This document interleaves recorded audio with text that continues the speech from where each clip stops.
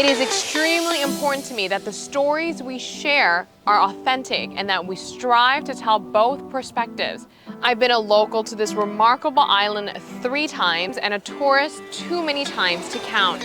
Our Home Your Holiday celebrates Aruba. There's a reason why Arubans are so patriotic, and there's a reason why visitors keep coming back. Let's dive into the elements that makes Aruba our home and the perfect holiday.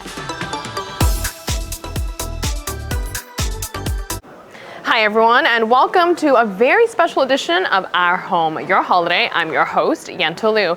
Today we are filming at Reina Beatrix Airport because we're going global. Well, to Europe at least. So let's go.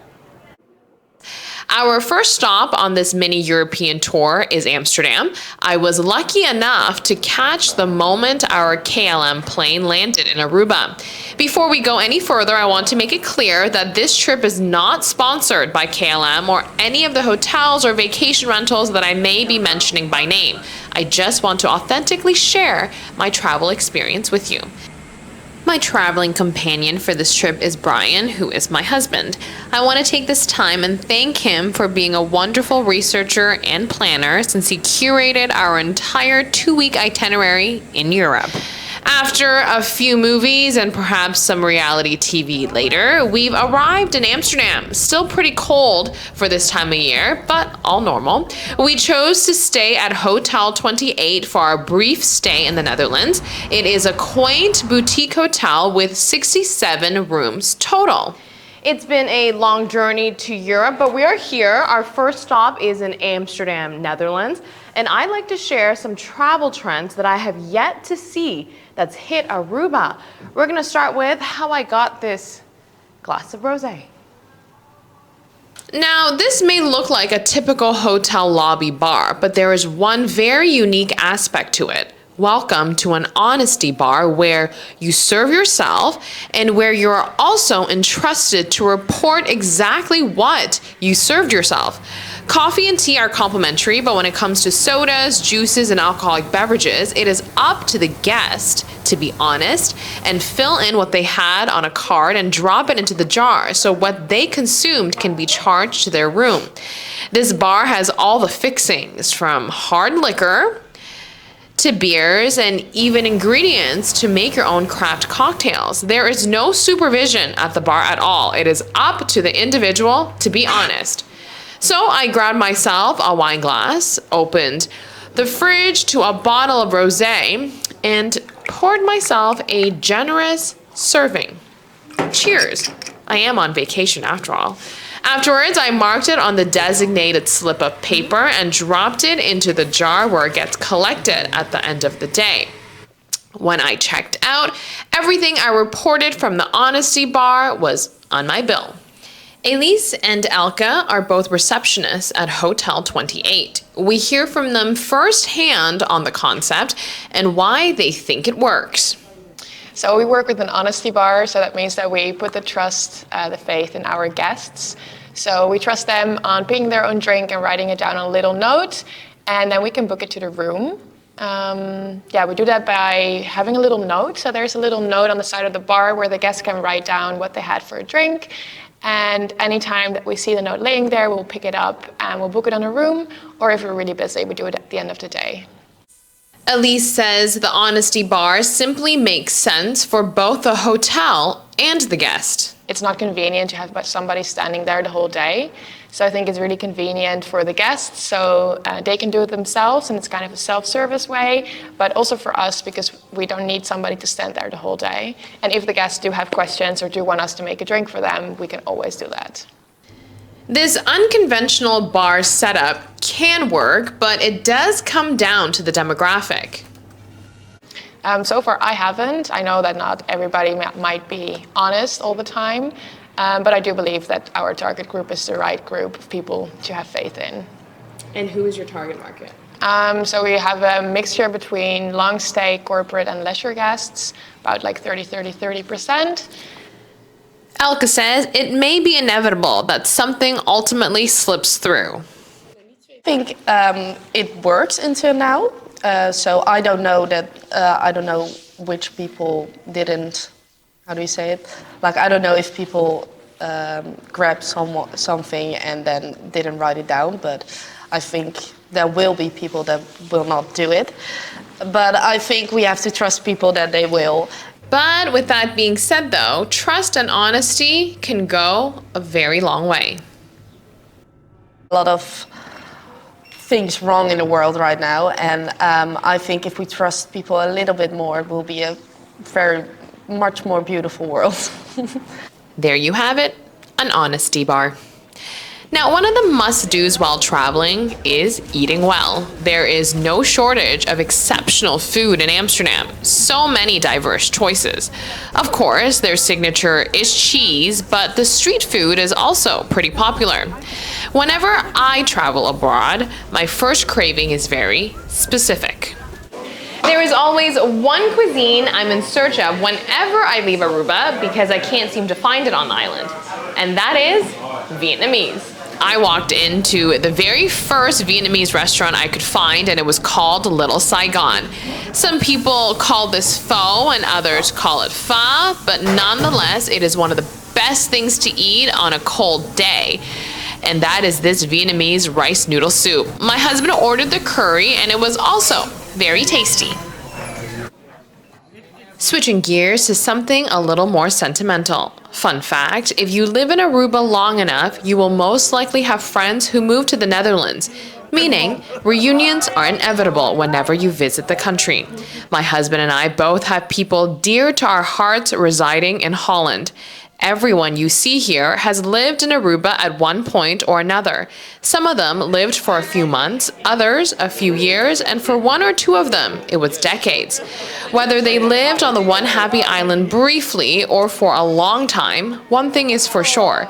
They have many things they miss about the Aruba lifestyle. I lived for approximately 7 years on Aruba, and of course missing the most the beach tennis, golf, the nice weather and the Amstel brides. I really loved the openness of the people who lived there, playing hockey with all those people, playing beach tennis, guiding all the interns on the island, everywhere, and a lot of partying, of course, on the island. What I miss the most is the nice Sundays, the relaxing Sundays on the beach and just having fun. I'm missing my beautiful colleagues on Terra del Sol. Many Sundays. Like if I'm watching pictures of Aruba and Curaçao, I really am like, I really miss it there. I want to go back and just have more memories there, and yeah, it's just something special. It's not like every child has lived there and then came to Holland. Danielle Kieven lived on the island for 25 years. She moved to the Netherlands 7 years ago. The connections she's made during her time in Aruba has a very special place in her heart. I miss the most from Aruba will always be the people. I think the spontaneity of having people come over, having drinks, or just getting invited or inviting people over without pre-planning is one of the things I miss the most. And then naturally is the other things, the beaches, the sun, the warmth. But I definitely miss people the most. Pastiches in the morning, for sure, and Amstel brights as well. I think that's definitely, for me, what I miss the most. Danielle may have moved off of the island, but she definitely took her Aruban pride with her. She recently celebrated Himno in Bandera Day with family and friends in Holland by making pastiches and enjoying other typical Aruban snacks and drinks. Even though I was actually born in the Netherlands, Aruba is the place that I call home, and I consider myself more Aruban than Dutch. I coincidentally live here because I got the opportunity to work in the Netherlands. However, Aruba is forever, for me, my home. And I always joke about having the best souvenir ever because my son was actually born there as well. So. The former local of the island has a unique perspective on expats. I think what makes Aruba unique from other countries as an expat as well is that the expat community, you really connect on multiple levels. So it's not just what you have in common in terms of like kids, sports, dogs. It's also in terms of like really connecting culturally and being open to exploring other cultures while you are there. But I do have to say also that what makes Aruba special as an expat community is as well that the locals are very integrated into that community, and you get to connect locally as well as with expats, which is quite unique because in other countries that is not naturally assumed. So sometimes you can only connect with the expat community but don't interact as much with locals, and I think in Aruba that's so intertwined that makes it special. My husband Brian first came to Aruba as an expat. Considering how many lifelong friends he's made as an expat in Aruba is a testament to what Danielle said.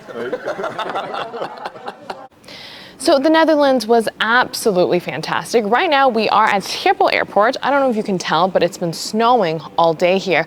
We are about to embark on our next European stop, and that's Berlin. So what are we waiting for? Let's go.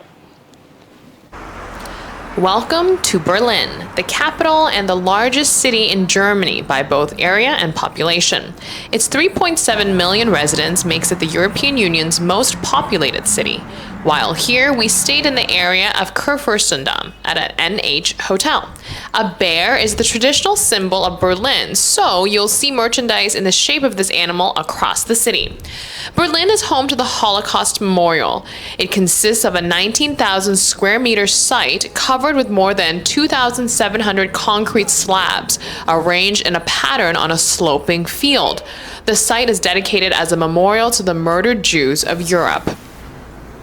I was only in Berlin for one day and was looking forward to doing some shopping, but it turns out International Women's Day, which is on March 8th, is an official holiday in Germany. So I found myself with a lot of closed shops. Luckily, restaurants were still opened and we got to enjoy the city's #1 brewed beer, which is the Berliner Kindle. And that's a wrap on Berlin. So we stayed in a hotel in Amsterdam and Berlin, but now it's time to live like a local because we booked a vacation rental in the heart of Sorrento, Italy. Let's go check it out. I enjoy staying in hotels, but there is something so special about vacation rentals. Take the one we chose in Italy, for example. As you can see, very modest, but you get to experience a fully equipped residential home with the flexibility of cooking when you want to. You also get plenty of free extra space to roam around and be surrounded by local neighbors. You truly get a taste for a feeling of living in the destination, which is absolutely invaluable to us. There are many popular cities that tourists choose to stay while traveling to Italy. We settled on Sorrento after my husband did careful research, which ended up being the perfect choice for us. We felt safe in the area, had plenty to see within walking distance, and so many restaurants as well as shops. One of the most special things about Sorrento is that it's known for its citrus fruits. So on any given street in any given area, you will find orange and lemon groves everywhere.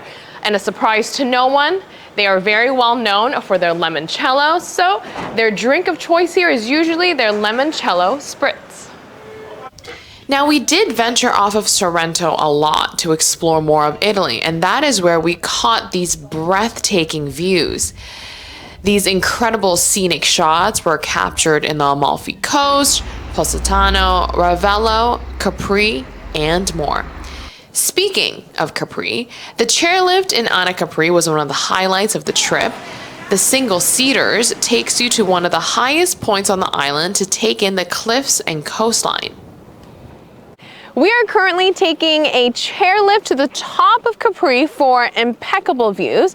Now, this Italian playground is very well known for its beautiful stretch of coastline with villas surrounding it, and it also attracts celebrities and other jet setters. But I can tell you this, there is something here to do for all types of travelers. In addition to incredible views, churches are of course a must-see, since the Catholic religion plays a major role in the cultural life of Italy. We also managed to fit in some sightseeing of the historic sites as well. We spent a day in Pompeii, which is on the UNESCO World Heritage Site and is one of the most popular tourist attractions in Italy. The absolute highlight of the trip was definitely the food. Pizzas were superb everywhere we went. The wining and dining was constant. This carbonara we had for breakfast, yes, I said breakfast, in Capri was hands down the best bowl of pasta I've ever tasted in my life. Italy has been absolutely wonderful. And before we close off our little chapter here, I did want to share some insights. The people in Italy are amazing. They're friendly, they're helpful, and just seem very good-natured. And this just reinforces how important it is, because I already told my husband we need to plan a trip to come back here. Luckily for Aruba as a destination, we do have some of the friendliest locals. Something else I've noticed is that during my travels, I didn't come across a McDonald's, a fast food chain, or even a Starbucks. Now, don't get me wrong, I do enjoy them, but it was refreshing not to see them during my travels. However, I'm sure they exist in Italy, maybe in Rome and in the bigger cities, but where I was, I did not see one of them. Thank you so much for watching. I hope you enjoyed the show. Make sure to subscribe to our YouTube channel for more on-demand content. I'm Yentolu. We'll see you next time.